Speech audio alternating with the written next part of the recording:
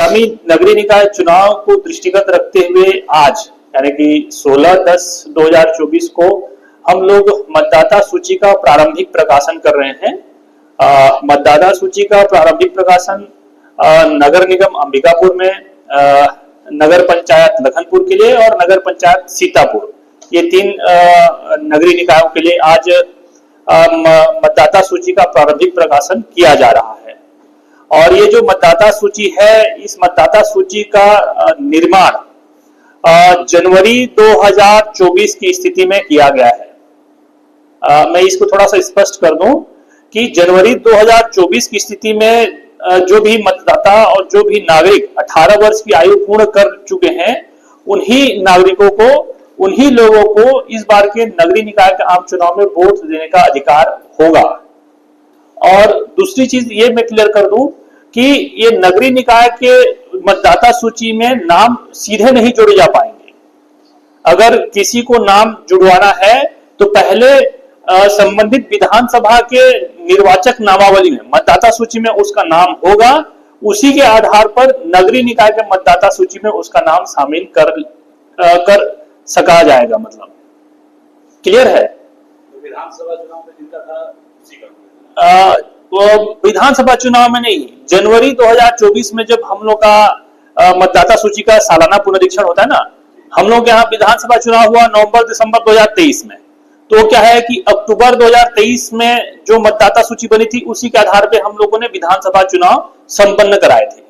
उसके बाद फिर से एक बार हर साल पुनरीक्षण होता है जनवरी की स्थिति में, विधानसभा वाली जो मतदाता सूची होती है वही मूल मतदाता सूची होती है, उसी के बेस पे लोकसभा चुनाव होता है और उसी के आधार पे नगरीय निकाय चुनाव और ग्राम पंचायत चुनाव होते हैं। इसमें होता यह है कि जो विधानसभा वाली मतदाता सूची होती है, अगर अंबिकापुर जिले की बात करें, सरगुजा जिले की बात करें, तो इसमें हमारे 3 विधानसभा है, आप सबको पता है, लुंड्रा है, सीतापुर है और अंबिकापुर है। तो इन्हीं मतदाता सूची का विभाजन ग्राम पंचायत के लिए ग्राम पंचायत क्षेत्रों में और शहर के लिए वार्डों में होता है।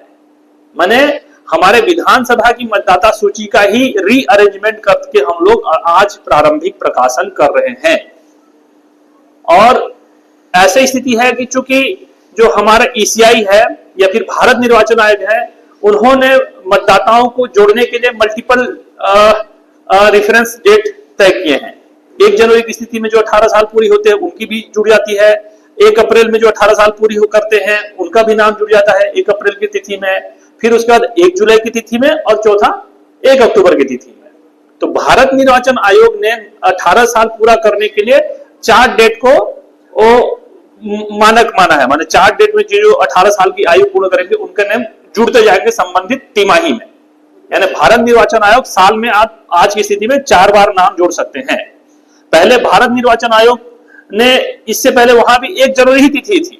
अगर 1 जनवरी के डेट में कोई 18 साल पूरा कर पा रहा था तभी उसका नाम जुड़ता था। लेकिन पिछले 2 सालों से भारत निर्वाचन आयोग ने, चूंकि हो सकता है कि कोई 1 फरवरी को पैदा हुआ हो और 1 फरवरी को 18 साल पूरा होता, लेकिन उसको पूरा 1 साल वेट करना पड़ता। तो इसको देखते हुए व्यवहारिक दृष्टिकोण से भारत निर्वाचन आयोग ने 4 संदर्भ तिथि फाइनल किए हैं, लेकिन छत्तीसगढ़ राज्य निर्वाचन आयोग ने केवल अभी तक 1 संदर्भ तिथि रखा है और वो है 1 जनवरी 2024। क्लियर है? तो इसमें ऐसा स्थिति होगा कि जिन्होंने लोकसभा में वोट डाले भी होंगे, ठीक है, क्योंकि वो 1 अप्रैल को वो लोग 18 साल पूर्ण कर सकते थे, हमारे यहाँ मई जून में लोकसभा के चुनाव हुए हैं, तो जो लोग लोकसभा में वोट डाले भी होंगे ऐसे मतदाता, वो लोग इसमें अपात्र हो सकते हैं जो 1 अप्रैल को 18 साल की आयु पूर्ण किए थे, क्योंकि हम लोगों का संदर्भ तिथि 1 जनवरी 2024 है। मेरे कहने का से आप लोग को समझ में आ रहा होगा। तो 1 जनवरी 2024 को जिनकी आयु 18 साल पूर्ण हो चुकी थी 1 जनवरी 2024 की डेट में, वही लोग इस बार के नगरीय निकाय चुनाव में वोट डालने हेतु पात्र होंगे। उन्हीं का नाम अभी नगरीय निकाय के लिए जो मतदाता सूची बनाए जा रहे हैं उसमें शामिल हो सकेगा। जो फरवरी में, मार्च में, अप्रैल में जो भारत निर्वाचन आयोग के हैं जो 18 साल पूर्ण किए हैं, उनका बेसिकली हमने जनवरी 2024 की पुनरीक्षण तिथि में जो हमारे पास मतदाता सूची थे, उसी मतदाता सूची का हमने वार्डों में विभाजन कराया है और वार्डों में विभाजन करा करके हम लोग आज प्रारंभिक प्रकाशन कर रहे हैं।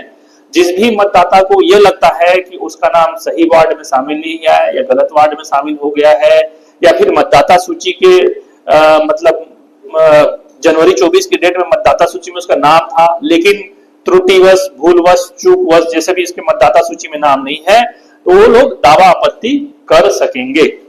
ये हम लोग ये है कि 16 को प्रारंभिक प्रकाशन है, 23/10 तक ये मैं शेड्यूल आप लोगों को जारी कर दूंगा। 23 तारीख यानी 7 दिन इसका समय है कि अगर वार्डों से संबंधित कुछ त्रुटियां हैं कि इसकी सभी सही वार्ड में नहीं है, गलत वार्ड में है, चूंकि परिसीमन भी हुआ है, परिसीमन की वजह से भी कुछ इधर का उधर हो सकता है, तो 7 दिवस के भीतर में संबंधित मतदाता या फिर राजनीतिक दल के प्रतिनिधि मतलब दावा आपत्ति कर सकते हैं। और जो 7 दिवस के बाद जो दावापत्ति प्राप्त होंगे, दावापत्ति प्राप्त करने के लिए 29/10 माने इसी महीने 29 तारीख तक उनको दावापत्ति का उसका निराकरण कराया जाएगा। और दूसरा एक और तरह की सिचुएशन होगी जो मैं बताया कि अगर उसका नाम विधानसभा की मतदाता सूची में था और इसमें किसी भी तरह से शामिल नहीं हो पाए हैं, तो क्या है, प्रारूप का एक करके एक है, प्रारूप का एक में एसडीएम या तहसीलदार ईआरओ अथवा एईआरओ के पास आवेदन करके अपना नाम जुड़ा सकता है। तो उसके लिए जो हमारा वो रहेगा कि अंतिम तिथि है 4 नवंबर 2024 तक वो ईआरओ या एईआरओ के पास अपना नाम शामिल कर सकता है। और उसमें अंतिम निराकरण हम लोग करेंगे 8 नवंबर 2024 को। और ईआरओ और एईआरओ हमारे जिले में हम लोगों ने एसडीएम्स को भी और तहसीलदार को ही ईआरओ और एईआरओ बनाए हैं।